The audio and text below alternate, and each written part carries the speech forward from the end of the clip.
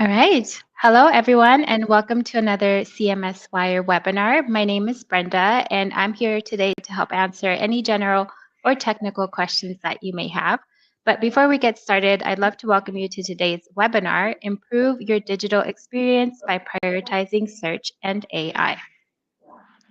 Now, here is today's timing breakdown. These numbers are just rough, so please don't hold us to these. If at any point during today's webinar you have a question, please don't hesitate to submit those using the Q&A tab on the right side of your screen. You can also chat with your fellow attendees by visiting the public chat that is also on the right side of your screen.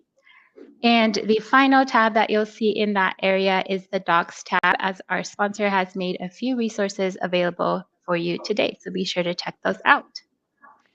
Now, here is a little bit about us over here at CMS Wire. We were founded in 2003, and we cover the primary topics that you see here on this slide. You can read our great content and register for upcoming conferences and webinars like today's, all by visiting cmswire.com. Now, I want to thank today's sponsor, LucidWorks, for making our webinar possible. With LucidWorks, here's a little bit about them. So, deliver AI-powered search experiences with LucidWorks. It takes the combination of modern technology and proven expertise to deliver an exceptional search experience. What LucidWorks calls hyper-modern, where users get highly personalized, relevant, dynamic, real-time experiences that drive improved results. LucidWorks takes the mystery out of being the best in your industry with a complete search and product discovery solution set for B2B and B2C commerce, service, and knowledge management needs. With LucidWorks, you can make search a superpower. You can learn more about LucidWorks at lucidworks.com. All right, it is time to introduce today's speakers. Today, I'm going to pass it over to Chris C., and he will take it from there. Chris, over to you.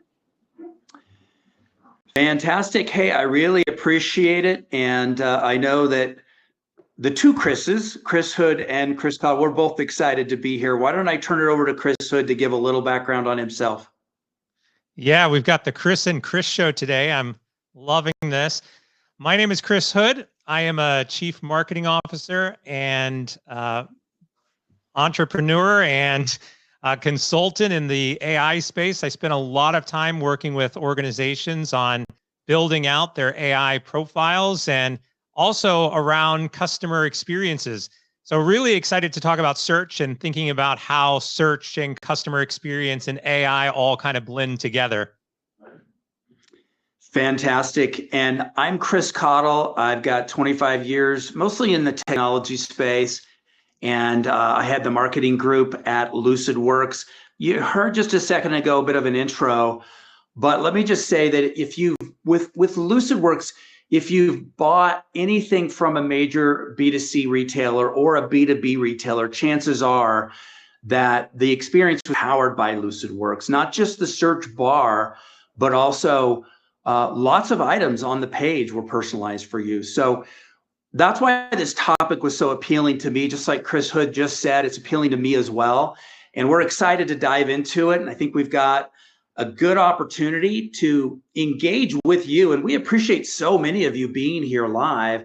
And, you know, if you're in a merchandiser role or you're in a digital experience type role, whether it's more tactical or whether it's more strategic, or if you're a search leader, someone who's trying to optimize the relevance of what is shown on the page, then we think that this will be really interesting for you and it will help you to figure out, how do I think about doing my job better and also doing, you know, planning for next year so that it goes a little bit better. So here's the agenda of what we want to go through. And Chris and I carefully curated this to make sure it's not too much and not too little. Hopefully it's just right for you. We've broken it into 3 big sections.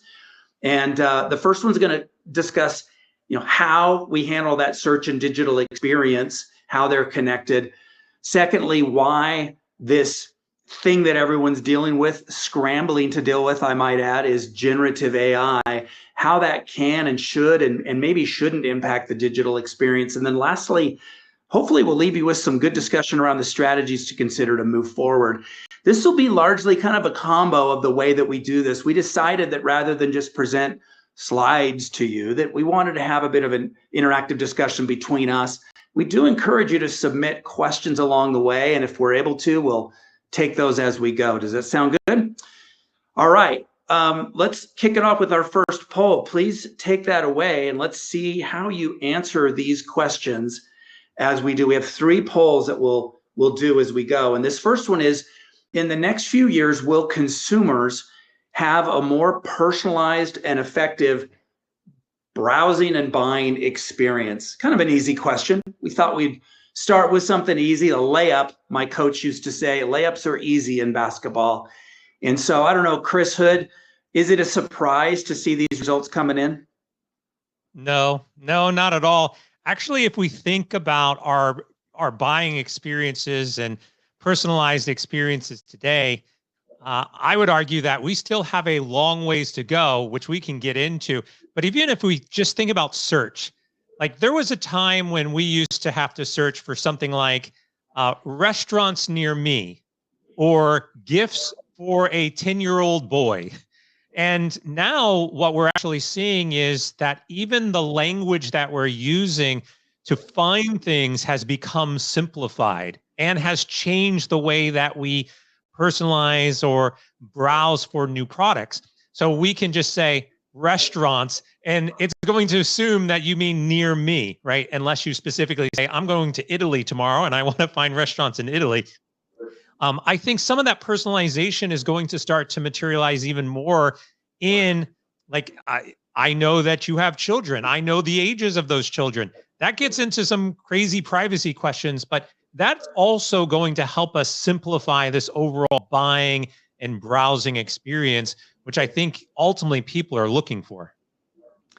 I love that. And we appreciate everyone who's taken the time to vote on the poll. I think we've kind of got a sense of what people are. Most people are optimistic. I think we can move back to the slides now, but most people, the takeaway there, most people are optimistic that, things will become more personalized.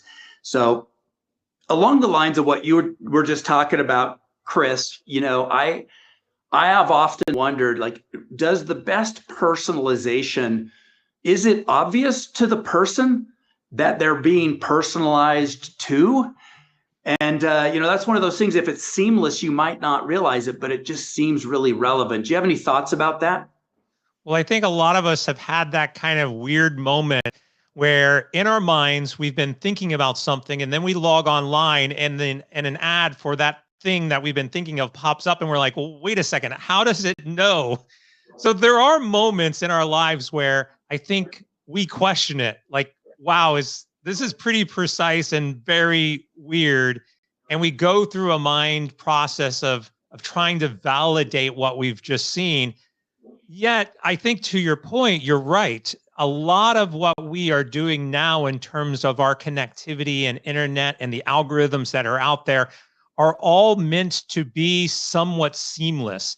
They're meant to just be a part of our regular ongoing daily experiences without you being disrupted into that process of thinking, wow, how did they know this, right? So yeah, I would agree that the more seamless these are, the better for us.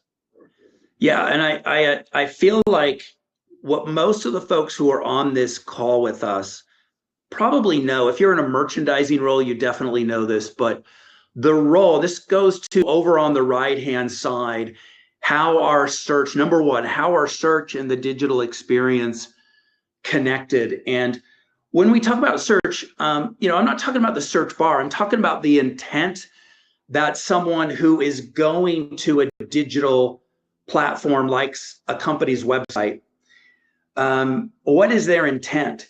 And it either usually falls into a couple of things. They're either searching for something specific and they want to find it fast, so relevance is really important, or they're browsing, which means they want to kick the tires and kind of see what gets them excited. Both of those require that the company that is offering that site, that digital experience on a desktop or mobile, that they try to provide a personalized experience. And both of those are really, really important. In fact, I want to call the attention of the audience to this middle stat in the gray box on the left. I'm going to read the quote. It says, when visiting an online store, 69% of consumers go straight to the search bar, but 80% exit the site because of a poor search function. So that, with the intent there, what that means is when they're trying to find something specific. I want a blue pair of shorts. So I'm going to go search. I'm either going to use the navigation, or what we find is a lot of people just use the search function, blue shorts, and they type it in. Those are all really important in the digital experience, to recognize the intent of what someone's trying to do. And if we look at number 2 here on the blue side on the right, how is search more than just the search bar? Let's have a quick discussion about that. You know, Krista, do you have experiences or anything to offer around that important topic? You know, you just mentioned something from the audience, like are there merchandisers in the audience, et cetera. I would be really curious if people in the chat would be willing to kind of just briefly put in what their role is or what they do within their organization, so we can get a sense of what some of the listeners are actually doing and what they're thinking about. But merchandising, I think, is one of these core elements of it. You log in, and that's really where some personalization is happening, right? I can see things that I've previously looked at. I can find things that are similar to those things that I've been looking at. I can get some of that intention coming out in the product listings that are pretty much dynamic and personalized for what my experience is. But I do think that overall, you're right. There's an intention, like I'm looking for something very specific. There is also a question about, I need answers. I'm confused about things.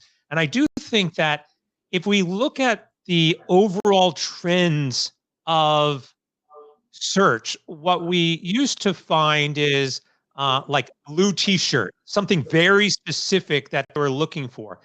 Now we are having more conversations with the search bar. That intention is coming out in the types of questions that we are asking. So the questions become, what is a good gift for a 10-year-old boy for their birthday, right? And that question is filled with various keywords and intentions and a dialogue that AI can have a more robust response on, because it has more intention built into that question. Yeah, I like it. And I think we have some really powerful examples. I know most of us aren't working for some of the biggest companies in the world, but they have the resources to do really a lot of the personalization at scale the right way. What's happening, though, is with the advent of some of the new technology in the past 12 to 18 months that is coming out, meaning generative AI and other topics we're going to touch on here shortly, this is going to democratize the ability for all the medium and smaller businesses to be able to start to pursue more personalization. And one last point I want to make on item number 2 here, how is search more than just the search bar? I want to kind of further talk about what Chris Hood talked about, which is when you go on and you expect an experience to search and find or to browse, you probably know this if you're a merchandiser or you're on the search teams, but some people might not realize that nearly all of that page experience, the digital experience of landing on a page, can be personalized. So everything from the facets on the left, if it's a retailer offering a catalog in B2C or B2B, or if it's just a general awareness page, that can be personalized to the person using data that we know about you as you come to visit a page for the first time. The recommendations that are shown, the content that is shown, and the ordering of that content can all be personalized so that it's seamless. And that's, I think, the direction that we're heading. This third item, which is what is a good digital experience in the future and how is it changing, I think is a very interesting topic. I'll take a stab at that briefly, and then we'll turn the time to you, Chris Hood. But firstly, I think there's some big differences that are coming in the future. The ability for hyper personalization, so leveraging advanced AI and machine learning to analyze customer behavior and preferences. I think that's definitely on its way. It's happening now at a lot of big companies. A frictionless journey. I know I'm a fan of that. I don't know about you, but being able to find something, not just typing it, but using visual search, being able to take a picture and say, what is this thing? Being able to describe it in natural language. So either in the search bar or in a chat bot, and being able to have that conversational back and forth, using voice commands, the checkout process where it's really streamlined and it's one click, like, wow, they know me. I don't have to enter everything again. I don't have to go through all the cookies again.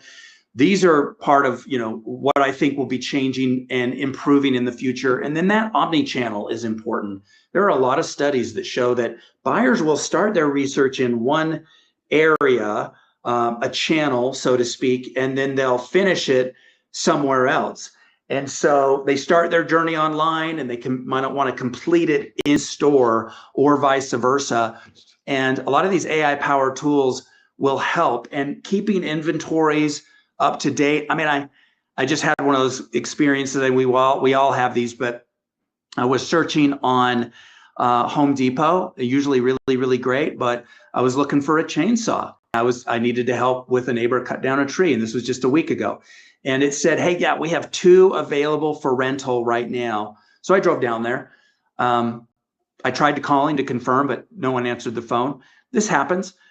And when I got there, I found out they had 7, but none of them were working. They're all waiting for parts. So, it was a frustrating experience. The guy said, well, you can go buy one. And I said, well, I'll go see what the price is. And then I got in there and they said, oh, we don't sell chainsaws. And then she looked it up online and said, you can buy one online and get it in 3 days, but they're $400. So it was a really, really weird experience online, right? So these are the types of things that'll be like more updated, inventory management, letting the stock and floor employees be a little bit more responsive. This will get better. So let me turn it to you, Chris, to offer anything else about, the future. Yeah, I definitely want to talk about omni-channel, and I also want to talk about what we would call an ecosystem. But another thought came to mind just as you were talking through this, back to point number 2, like more than a search bar. This might be just a theoretical, philosophical type of question, but do we feel that there is a difference when we show a bar and it says search versus if the bar said, how can I help you? Right. And there's something in that, especially as we start thinking about how our behaviors are around searching. The instinct of search is I'm looking for something. The instincts of how can I help you broaden that to beyond just, searching for something specific, like a personalized shopper type of experience. So I wanted to say that because I think that gives us another way of looking at how this could be more than just a search bar. What do you think about that? And then I'm going to come back to omni channels. Yeah, I think it's fantastic. And that is the direction we're going to go more and more, not hiding behind traditional terms and technology that we're used to, but making it more like a person helping you at a store. Yeah.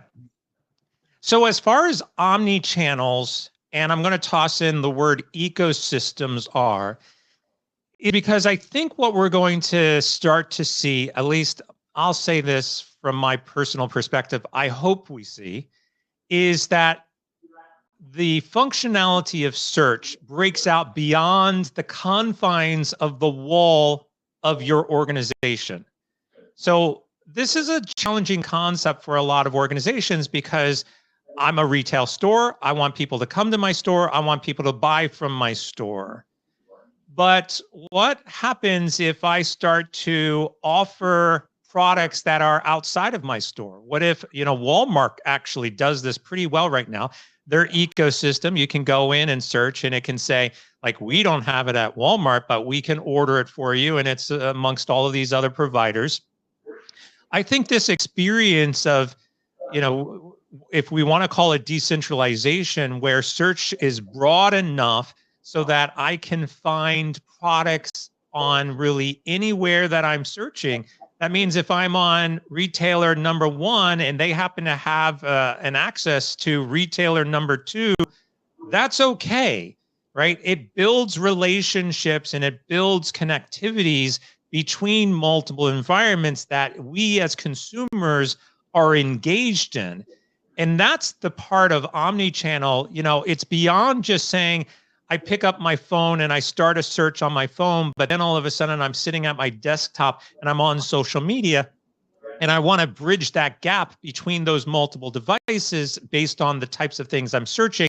It's beyond that. What's the next level of that? Well, the next level of that is you basically have some sort of personalized AI assistant that follows you around and knows all of your search histories across all of your different platforms and all of the different retailers and stores that you engage with. And it can kind of holistically present you with options. In order for that type of thing to happen, we have to allow for companies to basically remove their walls a little bit and open it up so that your products can be found potentially on your competitors' websites. And that's okay. It's actually going to benefit the consumer, and it's actually going to benefit you as a business.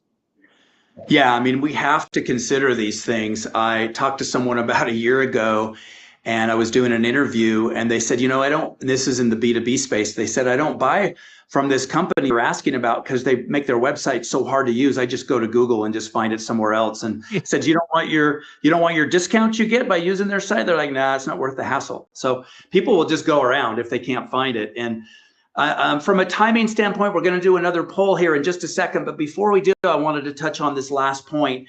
How does a good search and digital experience impact the bottom line? And I've got a couple of stats here that we pulled together. I just want to mention this. I think there's plenty of evidence that this is worth it. But Forrester says that you'll get a 1.8 times increase in revenue with a highly effective search experience. So that means the intent is I need to find something. It doesn't have to be the search bar.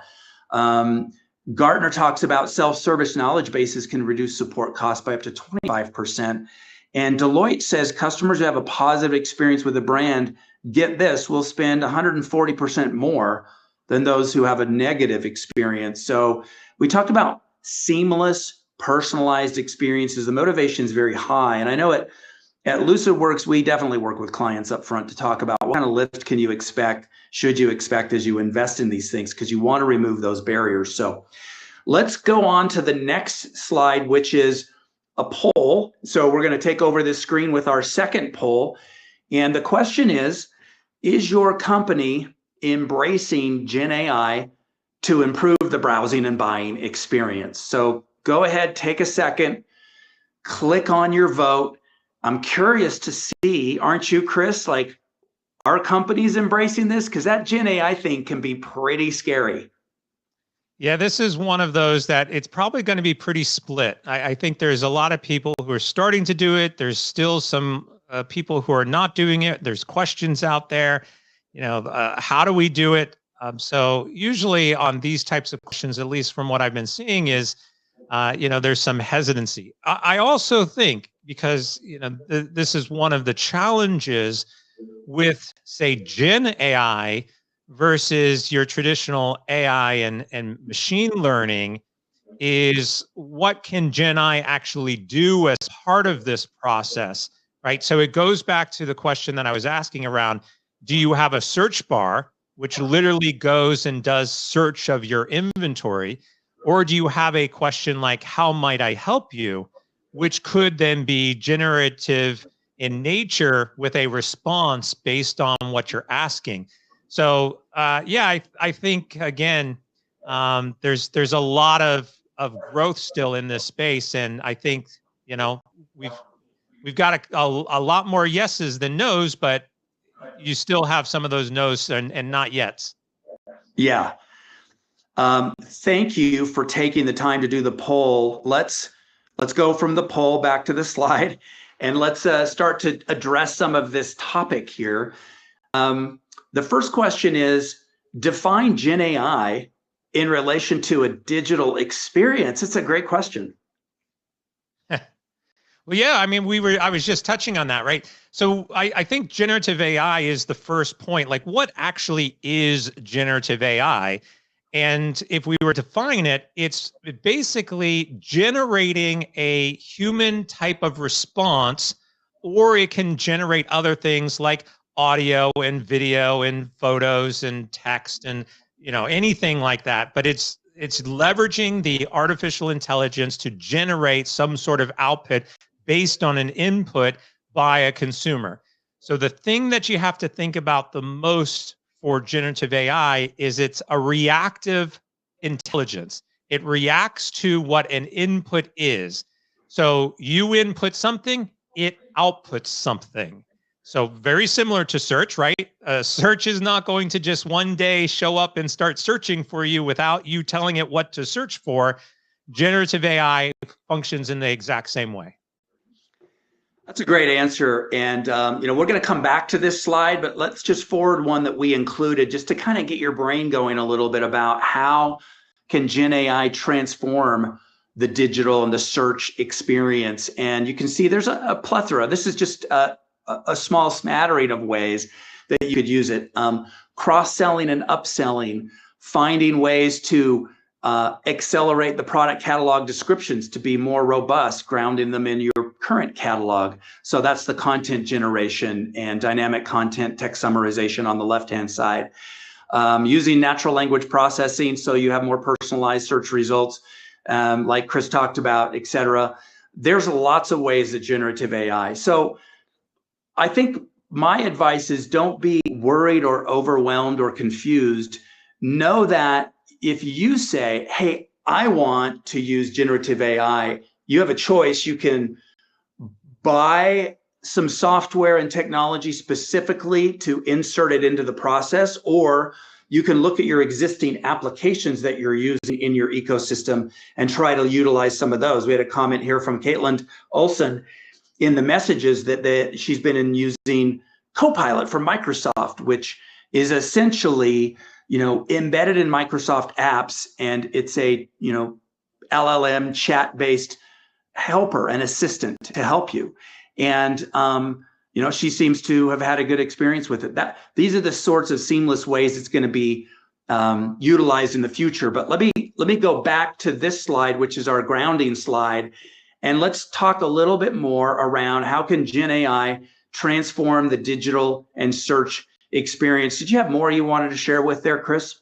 I was just snickering about Copilot because just for some context, for anybody who has been around for probably as long as we have and have used Microsoft products back in the very early days of Microsoft Word and the such, there was a little paper clip that would pop up onto the screen and you could ask it questions.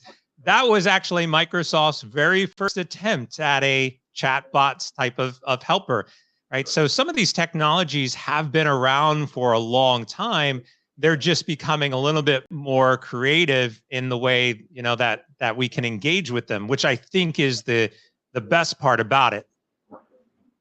That's fantastic. And, if we consider what's happening, this is one of the most transformational things that you're going to experience in the past and the next decade is the advent of generative AI that's burst onto the scenes. And it's equivalent to the smartphone, and it's equivalent to email, it's equivalent to the internet, or even more so.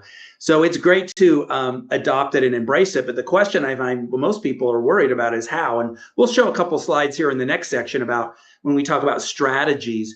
But if we look at these quotes on the left, I think there's one here. Amazon's product recommendation powered by generative AI account for 35% of their total sales. Netflix estimates that its recommendation system saves the company $1 billion each year by reducing churn. Well, you have to ask the question, why is that happening? And it's at its root, it's because the offering experience is more personalized. And that's why they invested in the technology. They don't come along and say, look how great our AI is. Yeah. They do the opposite. They just have you have a seamless, better experience. Yeah, and there's two parts in here that I want to just quickly highlight. The first part is what you're touching on. They don't advertise that this is powered by AI. Like when you log into Netflix and you're looking for a recommendation of what to watch, and it's personalizing those options for you, it's not saying these options are powered by Netflix's AI. It's behind the scenes, it's hidden. So I would argue that one big part of this is that you don't have to come out and drastically change how you're positioning this. do it on the behind the scenes and make the value that the consumer is getting that much better. I think that will be a huge point over the next several months as people start to remove the AI branding as part of it and just focus on what they're able to deliver. The second part in this is how can Gen AI specifically help you in this process? Well, let's think about a typical product listing. On that product listing, you will have the product name, you'll have product cost, you'll have relevant information that doesn't change, like sizes or colors or those types of elements. But then you usually have a product description. In most cases right now, that product description is standardized. It is defaulted. It doesn't change. It is static in nature, right? But what you could do is you could create a generative AI dynamic description of the product that changes based on who is searching. So depending on what I know about you and what you're looking for, the language of the description can adjust even slightly so that either one, you understand it better, two, it's more interesting to you, or three, it is more relevant for what you're looking for. Thus, it's easier to transition that into a sale. And so this concept of dynamically changing, leveraging generative AI to dynamically change elements of the search so that is more relevant and personalized, I think we're going to also see a lot more of. Yeah, and I think there's so much evidence to show that consumers have reached a tipping point, buyers. And, whether someone is a B2B or a B2C buyer, they very much act the same, meaning that they are getting trained by the best businesses out there to expect it of all their other business experiences. And in fact, a recent McKinsey survey, 71% of consumers expect companies to deliver personalized interactions. PwC, 67% of consumers say their standard for a good experience is higher than ever. And what Chris just described about dynamic and personalized content and descriptions and things, those will be the norm relatively soon. So the question that you should be asking yourself is, as a professional, whether you're the one making the decisions or whether you're part of a team, is how well is your team embracing this? Are you challenging? Are you having conversations? Are you pushing? Because the consumer will experience it. And if you do it well, this third question is, how could Gen AI impact the results or the profits of a company? And some of these stats on the left we just talked about, it's pretty apparent, but a personalized experience is going to make a big, big difference. Chris, do you have anything you want to add to this one? Otherwise, we'll jump to question 4. Yeah, no, I think I touched on it. If you do these things, you are going to benefit a consumer. Benefiting the consumer generates more sales. That's really what it boils down to. Yeah, and lastly, what could be learned using generative AI? I think the intent of this as a ponderance point for this group was to consider, one, what can the business be learning by using generative AI inside of its own hallways? There's a stat from Harvard Business Review that talks about companies using AI for sales forecasting see an average increase of 10 to 20% in accuracy. So you go to your boss and say, I've got a way to get you 10 to 20% more accuracy. Let's talk about using generative AI or AI in general. So using it within the halls of your own company, but then also using it to provide a better seamless experience. And we have seen tremendous outputs at Lucidworks with our clients who are dedicated to improving the relevance and the search and the find experience as far as the outcomes. And it can be 3, 5, 8-fold in the revenue generated, the profit generated, et cetera. So definitely worth doing. Okay, let's go to our last of 3 sections, which kicks off with our third poll. And let's have you jump in on this and answer. It's a little bit more options to consider here. What is the best reason to include Gen AI in future digital experiences? I'm curious to see what you'll choose. What's the best reason to include Gen AI in future digital experiences. And let's see, we've got improved personalization as an option, driving higher revenue, easier shopping experiences, or quite frankly, we threw in all of the above because it was a little unfair to make you choose. Yeah, a little unfair to have all of the above. Maybe we should have none of the above and see what people said. Yeah, I mean, obviously, the AI is going to help you with a lot of these areas. And I think, even one of the areas that is not in this list, which relates back to what we were just talking about, is it can also be used as a learning vehicle for your organization. Better understanding of what your consumers are looking for, a better understanding of the insights about how to personalize, better understanding of even internal processes. You want to improve your internal processes, you can ask Gen AI a question and get a list of things to do to improve those processes. All of this is really going to help you build around levels of customer centricity that are also then going to help you with those digital experiences. Yeah, fantastic. And we appreciate everyone who's taken a minute to click on this, and really interesting to see. I would have thought more would have said all of the above. So that was a bit of a surprise to me. It's really good to see the details here. All right, let's finish up that poll and we'll go back to our slide and have our last little bit conversation on these great questions here. The first one is, what considerations should be made when implementing Gen AI?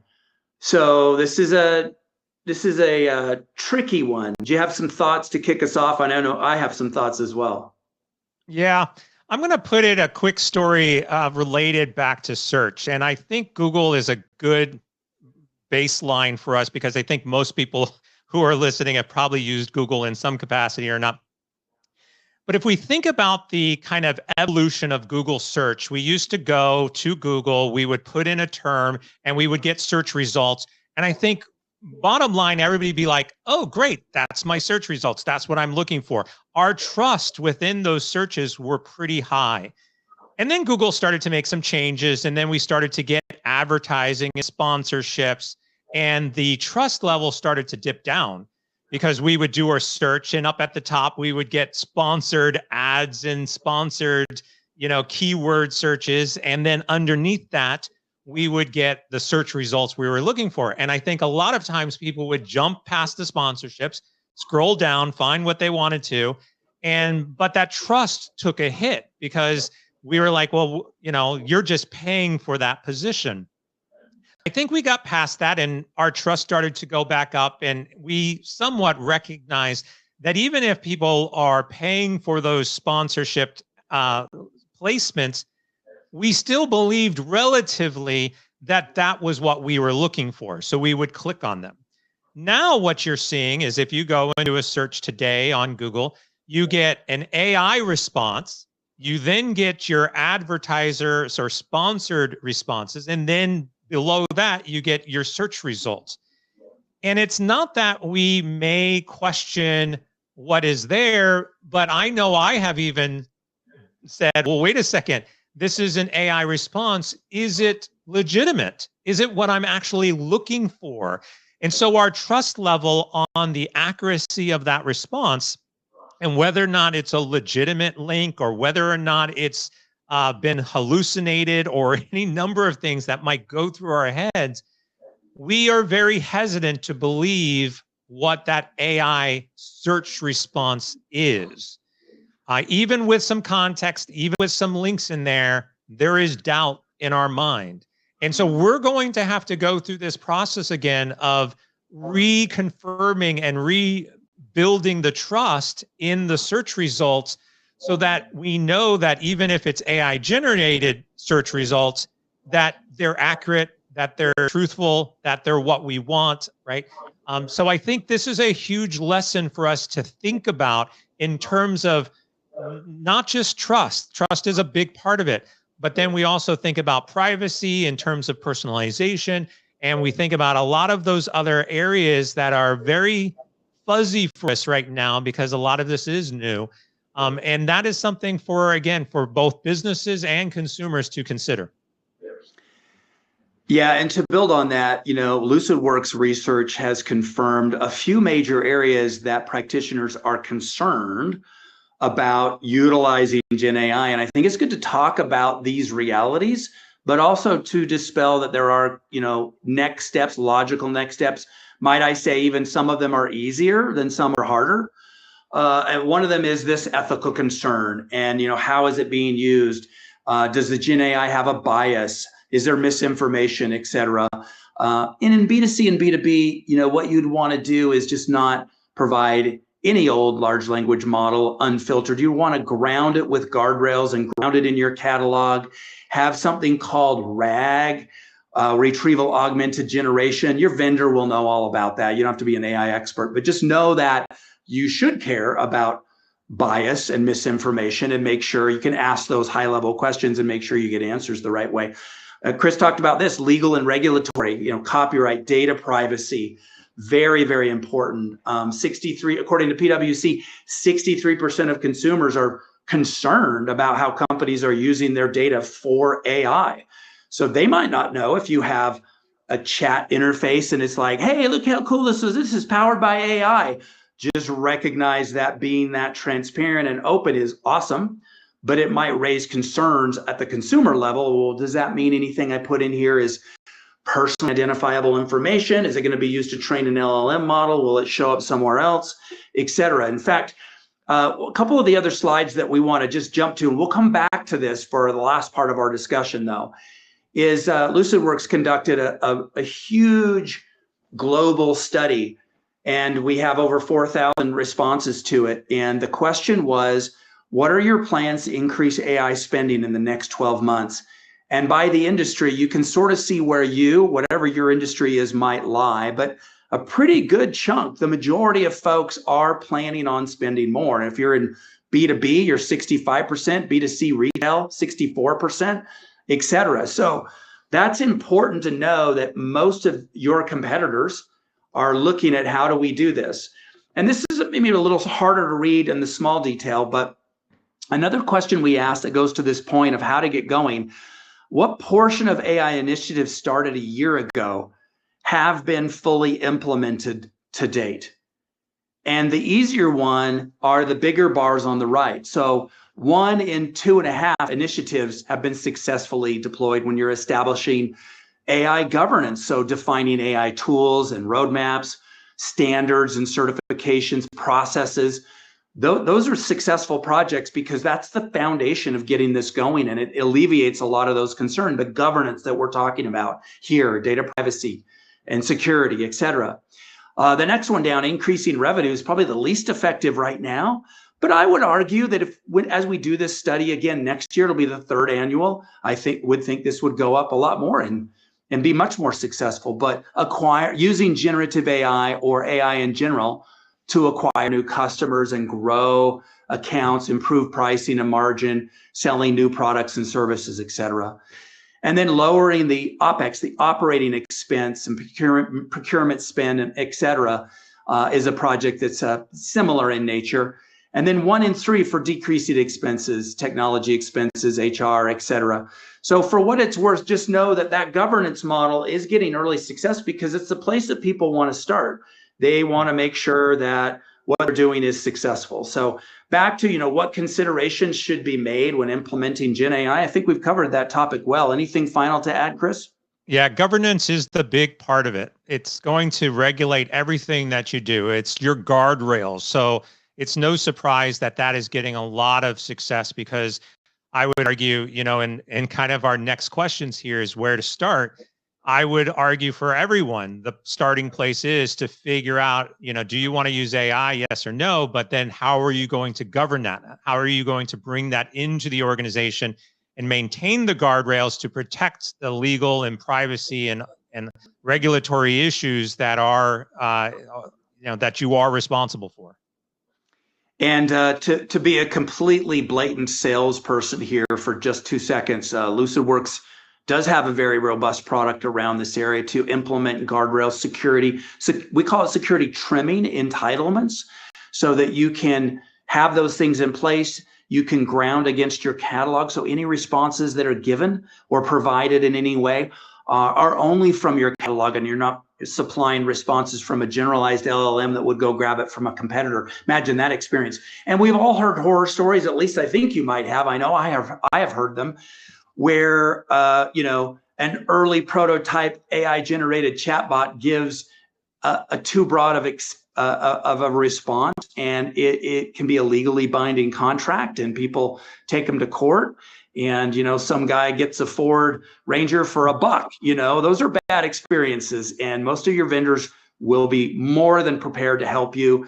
And guys like consultants like Chris know how to do it as well, which is excellent. Also, the other point that we haven't touched on yet is the large language models can be very costly.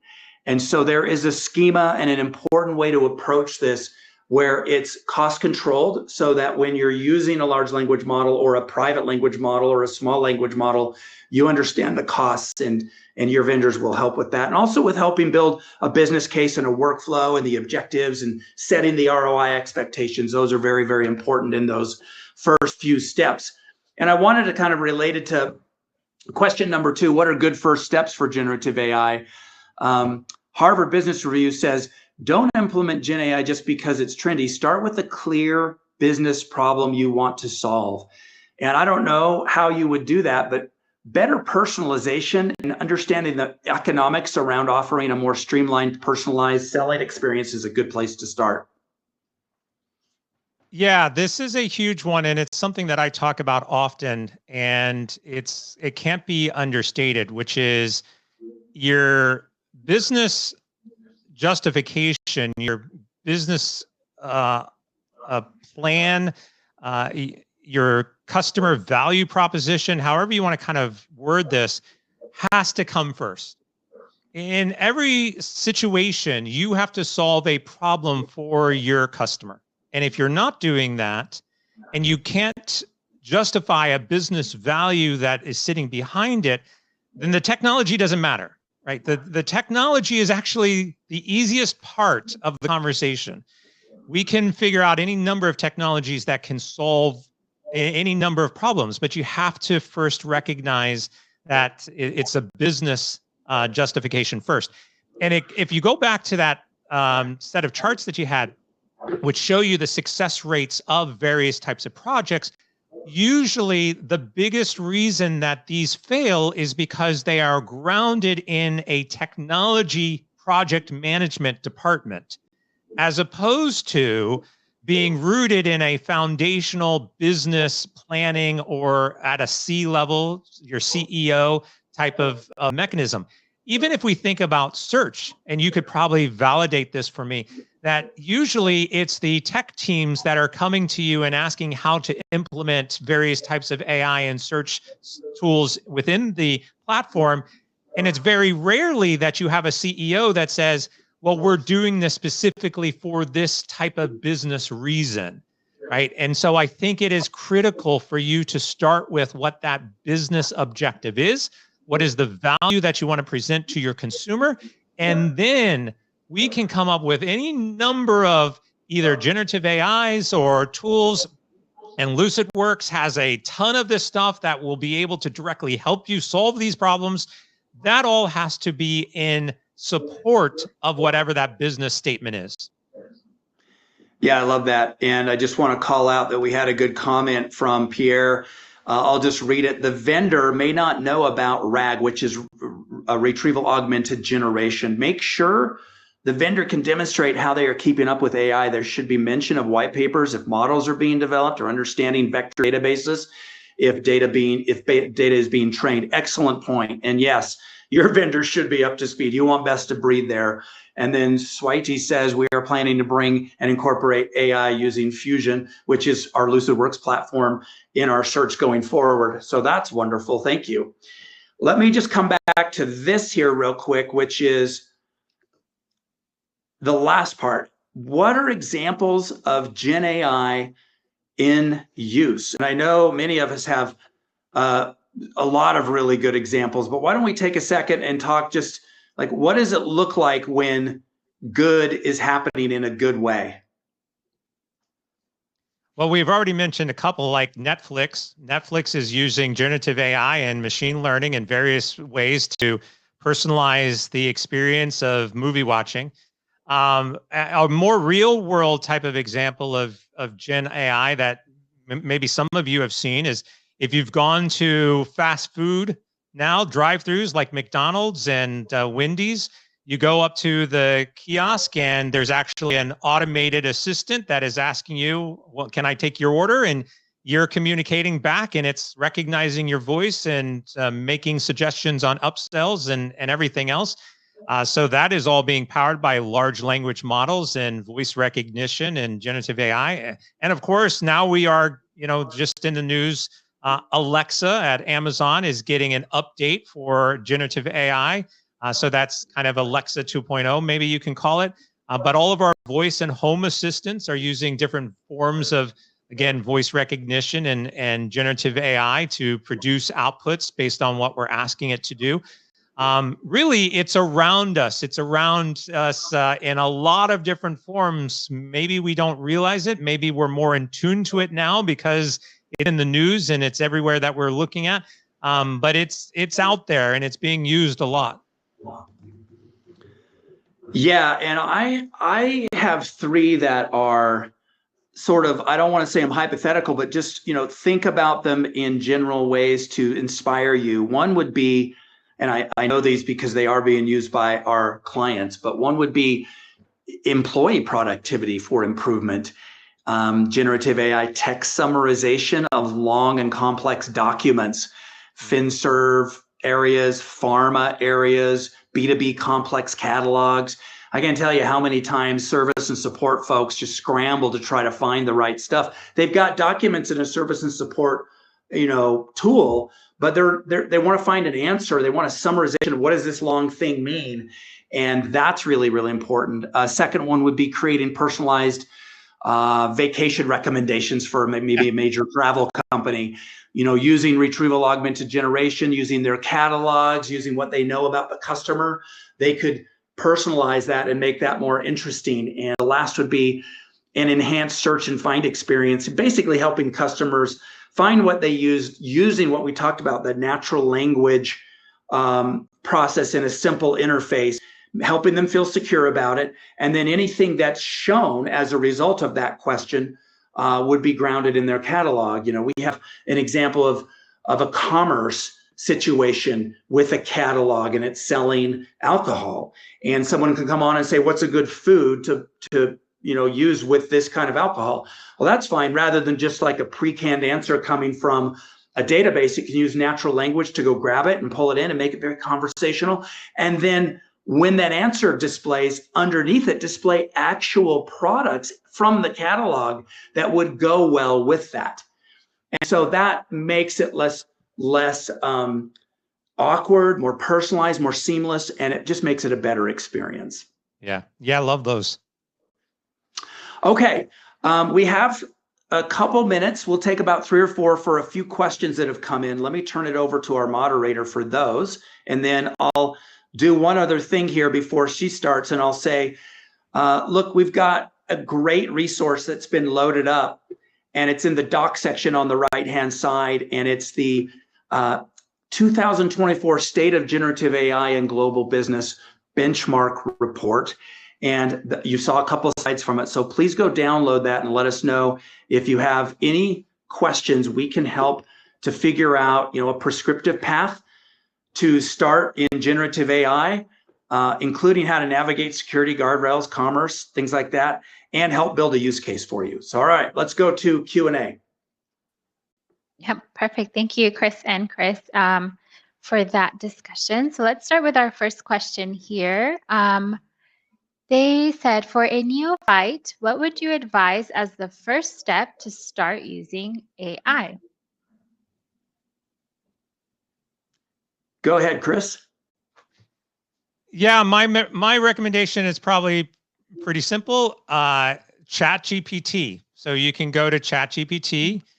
You can do Google search. It's going to pop up at the very top of the list. But if you haven't yet, go to ChatGPT, create an account. It's a free account. and start playing with it. You can actually ask it questions, you can have conversations, ask it anything, and just have ongoing conversation. That gives you really good insight as to how generative AI works, how you can communicate with it, get outputs, get feedbacks, and ask it something crazy. Like, say, for example, I want to learn more about AI, and I want to learn about AI over the course of the next, say, 10 weeks. Provide me with a 10-week training guide for understanding AI, and it will provide you with that information. You can actually cut and paste the exact question that you asked us into ChatGPT and see what it comes back with as an answer. It's a great place for you to start, and it's going to give you a lot of insights of what it can do. I love that answer. And, for those around me who have asked a similar question, I'm in marketing. So marketing is one of those departments in organizations where we're very much using AI like crazy. And there's been very little fear of it taking over people's jobs. It is proving to be a major accelerant for us in producing what we need in video, in text, in copy, in content, in organization, in project management. One of the best things ever is we have a call recording service that happens with our meetings at our company, and it provides a transcript of the meeting afterward. And I've loved that because I love to read stuff rather than sit through a long meeting. So that's a really good way to do it. I like what Chris said, use ChatGPT. I use ChatGPT. I use Gemini, which is the same thing, but within Google. I use perplexity.io, which has a different sort of interface. The very nature of going to a computer system and asking a question like we've been trained to do is changing. And you'll notice that even the displays that you're getting in some of the major search engines are changing. Chris talked about it a little bit, but the way that data is presented back to you at the start of a search, I'm looking for, X, Y, and Z. It's going to have generative AI responses in there. So understanding how it's working and how these large language models are operating is pretty important. It's here to stay. There have been some groundbreaking investments in making these models even better lately. I know OpenAI, which is the parent company for ChatGPT, announced recently $60 million was spent on buying data to help further train their model to be, more precise in certain areas. So I definitely am a fan. If you're a neophyte, roll up your sleeves today and go out and start playing around with it. It's great.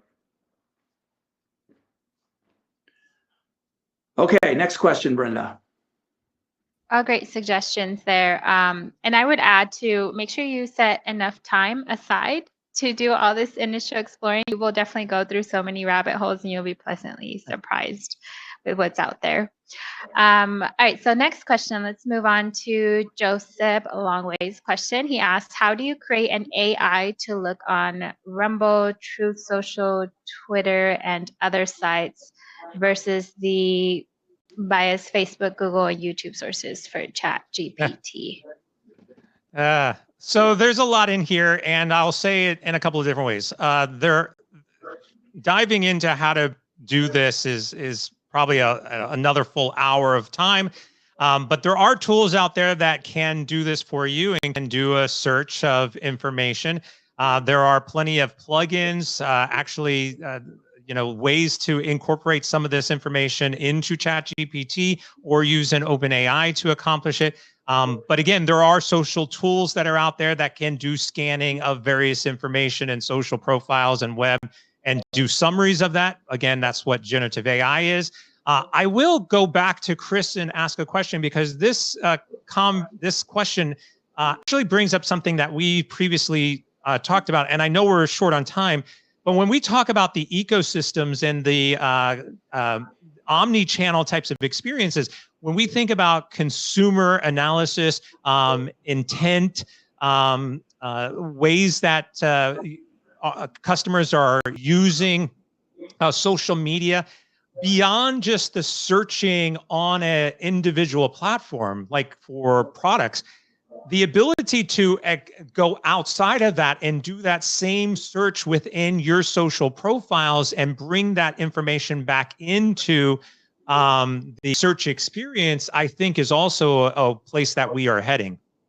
Yeah, very critical. And it should be inwardly and externally focused, outwardly focused. And the point is to index data and use technology to create, profiles that are going to provide more insight about what people are doing. And so pick the right vendor, pick people who can help you use the tools that you've got at your hands or find new ones. And I think it's a good place to start. All right, I think we're almost out of time, right? And then Swatha, I do see your question. Jane, thank you very much. You want to utilize LucidWorks AI for more. I'll make sure someone follows up with you on that one for sure. Yeah. Yeah. Any questions that come in, we'll be sure to, reach out via email. So we are at time, and I just want to take a second to thank you, Chris and Chris, for such a lively discussion and all these resources. To our audience as well for just engaging and submitting your questions, participating in the chat. Please don't forget to visit that Docs tab to take this benchmark report with you before you go. But with that, again, thank you one more time to LucidWorks for making our webinar possible. And for our audience, we will see you on the next one. Take care, everyone. Thank you.